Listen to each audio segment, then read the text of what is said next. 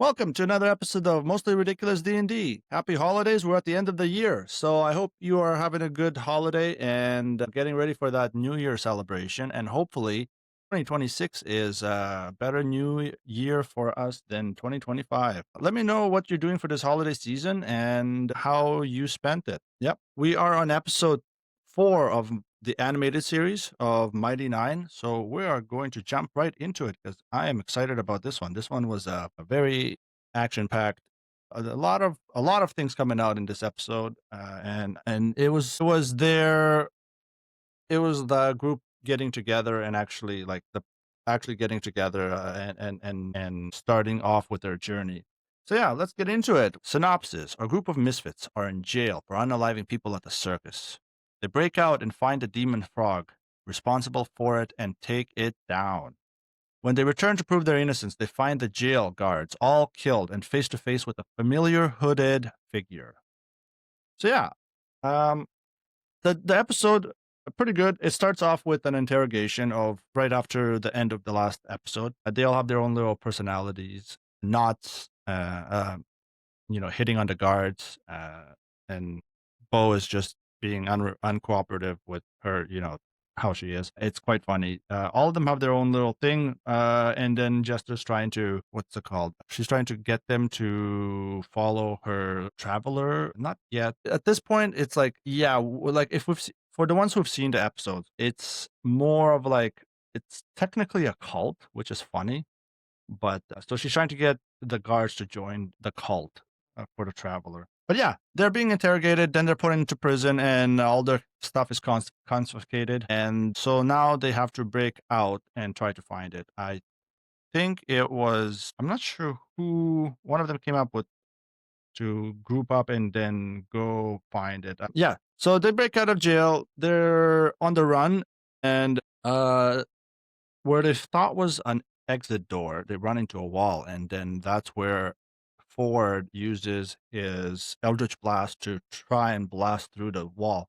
And I like what they did here. So he did this big, like, it's like this big blast, and then hits the wall, and then it cuts to the outside of the wall, and then just a couple of the bricks are blown out, and it's a nice little epic to comedic transition that happened there. I like that. That was funny. And then Jester just materializes a lollipop and smashes right through it. So they escape, and then they patch the hole up to prevent the guards from chasing and are on their way to find the demon. So yeah. And in here there's some dialogue between them, and all they're just trying to, like, all their personalities are like kind of clashing. Bo is being a, bitch to the rest of the group. She's just very self self, you know, selfish pretty much, or just not centered, but like she just cares about herself at the moment. She just met these strangers that she was put into prison for no reason, and she's trying to get her, like, little gem back, or beat, or little thing. And so she's on edge a little, and everybody's having their own little thing. It's kind of, they really emphasize on the everyone being like a misfit. Everyone has very different personality and attitude towards each other.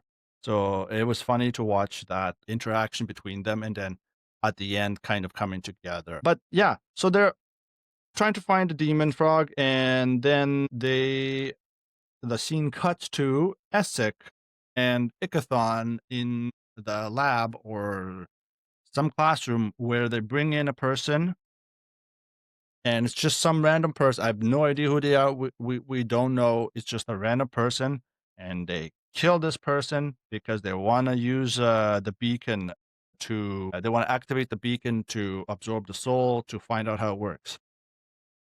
And then Essek is unable to maintain the beacon, so the beacon experiment fails. And then Ikithon just says, "Oh, bring in the next person." And then Essek is just like, "What?" and is thrown back by the fact that Ikithon just wants to, like, has abundance of bodies that he can just sacrifice to do this experiment. That's like, it was like really, I think Essek figured out he was biting off more than he can chew. And at this point, I think we figured out that he's doing this for his mother to try and help with her illness. so he could cure her. And because Essek couldn't maintain the beacon for the ritual long enough, of course, Ikithon wants to do it himself and asks Essek to teach him how to do it a little bit. And then, of course, bad idea, because Ikithon, he goes overboard, and when he's asked to stop, he just goes even more and then causes everyone in the room and everything to just levitate psychically up to, like, just pretty much shoves everyone to the ceiling. And of course, Astrid and El still support the douchebag, even though they were the ones also pushed to the ceiling. And I'm like, okay, well, first of all, if my teacher did that to me, I'm like, whoa, hold on, what the hell are you doing, man?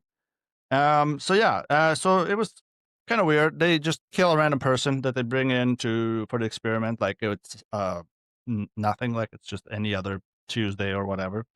And yeah, it's like nothing to them. So, um, my one thing about it is like, why do they need to do this ritual? But I'll get on to that later. Anyways, so after the group breaks out of jail, they're looking for the demon, and then while they're trying to find and locate it, all of them are showcasing some of their skills, trying to find clues and stuff, and some of them are obviously rolling nat ones or low. So you can kind of tell. But then Molly rolls a nat 20 because his eyes just start to glow, and his inner Lucian comes out, and he finds a clue towards the direction that the frog demon went. I thought it was cool. He didn't even know how he did that, and I thought that the mystery or the tie-in between the characters was pretty well done. And the fact that he unconsciously is using the nine eyes. I forget what they're called now, but I'll try to find it later. He uses that pretty much to do his check, essentially, with ability. Yeah. So, but Bo finds something. One of the darts, I think it is, and I just want to point this one out. Is you know how Marisha's always saying, "I'm gonna do dope monk shit." Well, this is one of those moments where Bo is doing, dope monk shit, and the acrobatics was like a nat 20 also roll, it seems like. And she just flip flops all the way up to the top of one of the roofs, I believe, and gets one of the spikes that the frog was shooting. Yep. And then we have it's already kind of been happening a little bit in the jail, but Nott's sarcasm to Ford has started. This is the nod to Sam and Travis kind of having we're just making fun of each other in character, kind of above table too, or in game too. But like, it's just a little nod to the Sam kind of poking fun at Travis and Ford. So that's where where that started now. I thought that's cool. I like that. And then we get back to, I think we get back to Essek again. And yeah, this is where Essek teaches or is taught Ikithon to do the in my note. In my notes here, I have it after the okay. This is where Essek has already passed like the point where he's taught Ikithon to do some dunamancy, and of course, surprise, surprise, it went against Essek's plan. Anyways, team runs into the frog lair, which I'll have some stuff about that later. They run into the frog lair, and they run into Toya, which is the girl that was controlling her. Or the frog, and then a fight ensues between the frog and our little misfit group, and it's pretty cool. Everyone here showcases their ability and their skill. I like this a lot. This one was a fun episode to watch with their combat skills. I like that a lot. Ford's reaction was pure Travis when the girl pops up in the cave, and it's like one of those scares, like the pop up little girl scares, and Ford is just like, nope, and does a 180 and turns around. That was not Ford. Okay, that was funny, but that was not Ford. That was Travis in that moment, and you could totally tell. Anyways, Everyone is pretty good in this fight. I thought it was like really awesome fight sequence. I think everyone did a good job. Bo did a little pop, even saying it. That was funny. Jester's healing of the girl, which turned out to be that she was already gone before they even got there. The demon had already killed her and used her body as a puppet. And then after they kill the demon frog, Molly finds a rift, which is a little weird because this is something we do not find. It's not in the campaign though. This is something like different that's in the anime series. But yeah, so Molly finds the rift, and we have no idea where it leads to. Who opened it? Maybe the frog opened it, and it wanted to go back home, but it wasn't completely open. We're not sure, but the rift was found, and we know nothing about it. Then we cut. I want to point out between the transition after that scene and then the next is we have a clear night sky cut to the two moons, Ruidus and I forget the other one, but yeah, that was a nice little cut and nod to the two moons, especially Ruidus for campaign 3. I thought that was cool. After, which is funny, when they're heading back to the jail, they're bringing the frog head with them, and Bo's just carrying it by pulling it on the ground by its tongue. And that was a just quick little nice funny moment, or just a little thing that I wanted to point out. I thought it was funny. She's just casually pulling it by its tongue. Then they come back to the town where they're on their way to deliver the frog head, and there the guards stop them, and then Jester, they tell them what happened and everything, and then this is where Jester names the group, which I think is a little funny. Also a little early to name the group here, but oh well, they had to do it somehow. Like because when when they named the group, they were in the because she names the group, but I think they were kind of like I think it was Caleb in the campaign that named the group, and but here, um, I don't think in the anime they're going to go to the town to rescue some gnoll or to kill some gnolls to rescue some people. I don't know if they're going to do that or not. I don't think so. That might be something they're just going to leave out. That might be an unnecessary part of the story that doesn't really have any merit to the overall story arc. So they might leave that out. Maybe that's why they decided to name the group here. I'm not sure why they have Jester do it instead of Caleb, because Mighty Nein also, like, it's kind of Zemnium there. Like, so Nine, so it makes sense that Caleb should have done it. But oh well, it is what it is. That's my one small gripe with it, but oh well, yeah, I'll get over it. They return the frog just to run into the, what's it called? The Vulture crest? What's it called? Volstruck? Yeah, the Volstruck, the hooded figure that Bo was kind of interacted with in episode 1 and then was followed in episode 3. Yes, in episode 3 into the carnival. And then also find out that Caleb also knows this person. And so that's interesting. Yeah. So, and that's where the episode ends. The episode ends with the run-in with the Volstruck. Yeah, Volstrucker. Apparent, and it's there was like a little cool moment where Caleb and Bo both say they found me, and then they both look at each other, and it's like after a realization, I'm like, what's going on here? And then episode ends. So that's the episode. Ford's powers is one of the things I want to point out. They just keep getting cool. He had this weird transformation with his arms. I don't know what that was. I'm not sure what spell that was. If you can let me know, like if you know what it is, let me know, because I don't know what spell that was, but it looked cool. I don't know what it was, but it looked cool when he was fighting the frog. And then also the disguise self disguising into one of the guards to help break out of the jail cell. And I thought that was really cool of mask of many faces that he used. Very clever and funny way of, the whole interaction. It was just funny. And then I want to know one of the things, I just want to know where that rift goes. The rift is pretty cool. That's nothing like that's the first time we're like anyone who's even watched the campaign, like, what is this rift? Like, we don't know anything about it. So I'm curious about that if that comes back to like because they wouldn't add a random rift there for no reason. I don't know. Maybe it's a misdirect. I'm not sure, but I'm not sure what they're doing with.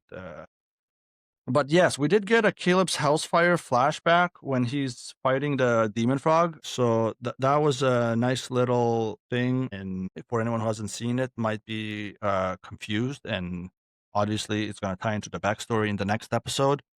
And then let me see what else I have here in my notes.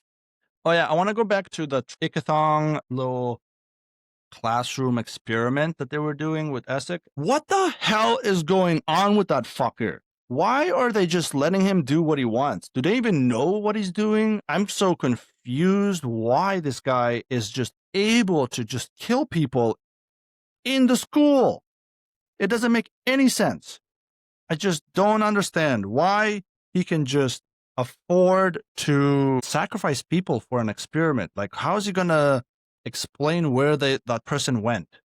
I don't understand. Where's the legal proceedings and justice system? How are they keeping an eye and track of everything? Like, what is going on with this Dwindalian? Yeah, is it Dwindalian Empire? Yeah, I think so. What is going on? Why is the king so? I guess I want to call him dumb because if Ikithon is doing this under his watch, that's a dumb king in my opinion. Like if people can do stuff like this under his watch, under his rule, like, and also there's no one overseeing what he's doing. Also, we've yet to see or meet Ludinus. That's something I'm still keep an eye out because Ludinus was the one that was dealing with the whole beacon and experiment with it. Okay, there's like Ikithon had nothing to as far as I remember, he had nothing to do with the beacon. It was Essek and Ludinus.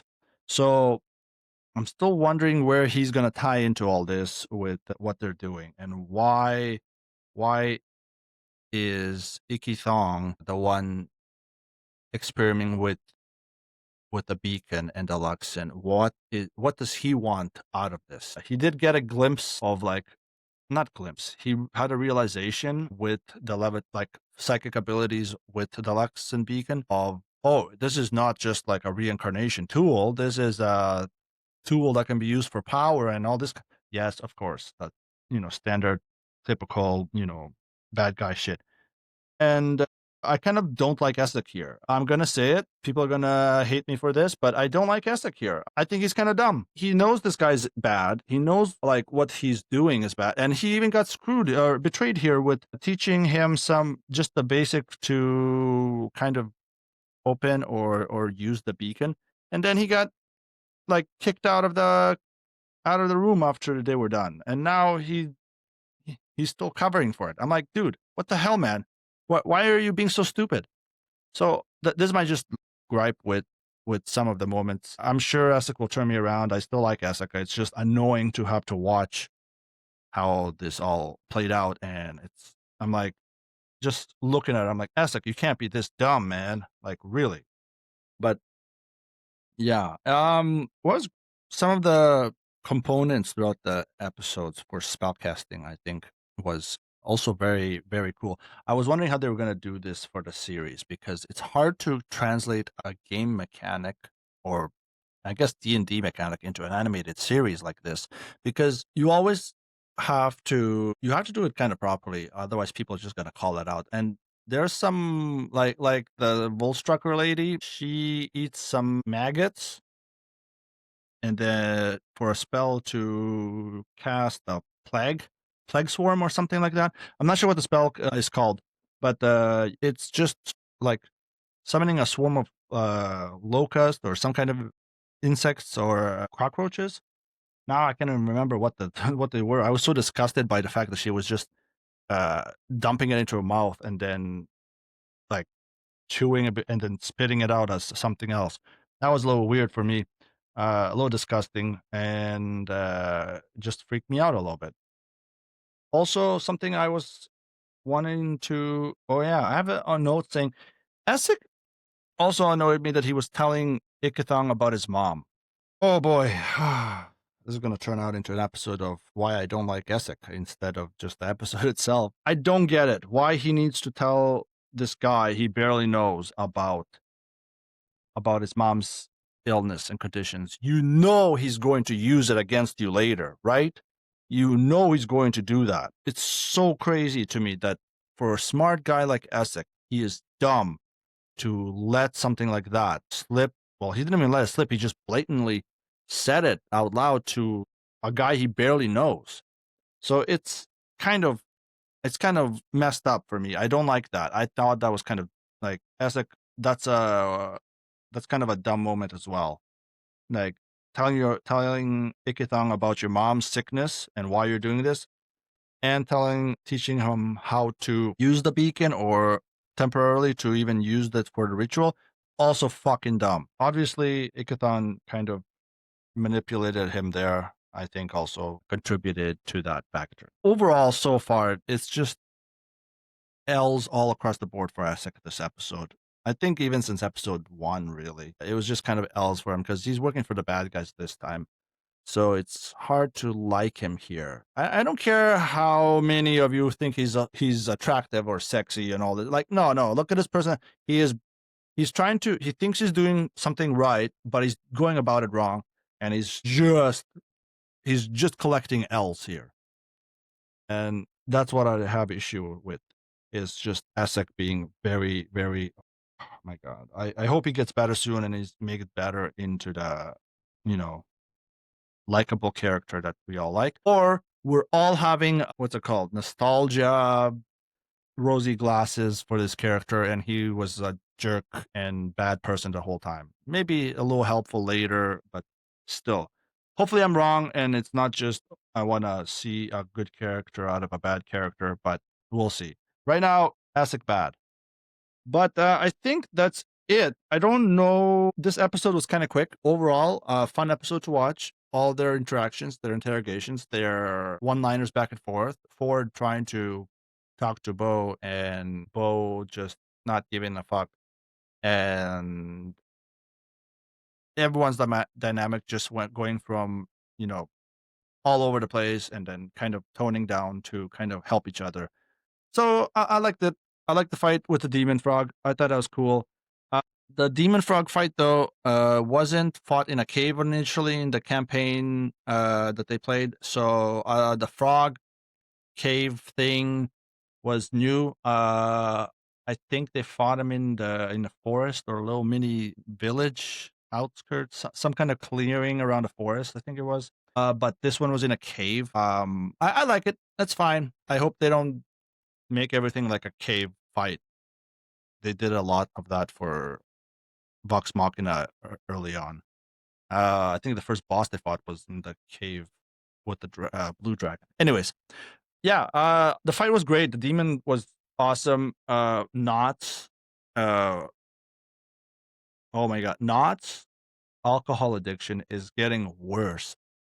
I forgot to mention that. That's crazy. The alcohol addiction is crazy here. I don't know if they're going overboard with it or if it's kind of just right. I'm not sure. I hope they quickly deal with that because I don't want to see an addicted. I don't know if Nott was this addicted in the game as as the show. I think they're dialing it up to 11 a little bit with her addiction here, because I think she even bit who was it? She bit Ford, I think, for because she was just she was just too out of it and uncooperative with her need for alcohol. One funny thing is the guards, when they were confiscating the stuff they had, they confiscated Nott's flask for alcohol. Now, they had a little bit of a drink of it. I thought that was funny because and the way Nott was saying, "Can I don't drink it," or "Can I have a drink?" She just wanted to get a drink of it. I thought for a second, and this is just me, I was like, "Oh, this would be funny if they did that." I thought she was trolling the guard and trying to get him to drink it and just mess with him. instead of the flask being the alcohol flask, I thought it might have been a piss flask. Like, okay, all right. I know you're thinking, what the fuck is a piss flask? Well, just that. Like, she might have pissed in it somehow. And then if somebody tries to take her alcohol or flask, they mistakenly take that. And I thought she was trying to get him to drink it and mess with him to get him to drink piss. But no, it was just alcohol. And I was like, oh, it's building up. Nope. Okay, he's just drinking alcohol. All right. He's just kind of like being a jerk, drinking her alcohol, and there was no funny moment here. Okay. All right. I thought they were going to go a little bit of a funny moment here, trying to get him to drink. If not piss, something else, like maybe some kind of chemical or toxic that she could then just be like, ha, gotcha, and then laugh at, and then, but none of that happened. And I hope it happens eventually, but I doubt it. Yeah. So that's some of my notes on things that happen, the overall episode, and the quick the episode's very, very, even though a lot happened. So I like that. It was good. There was no long pacing. It wasn't short. Like, it was just right.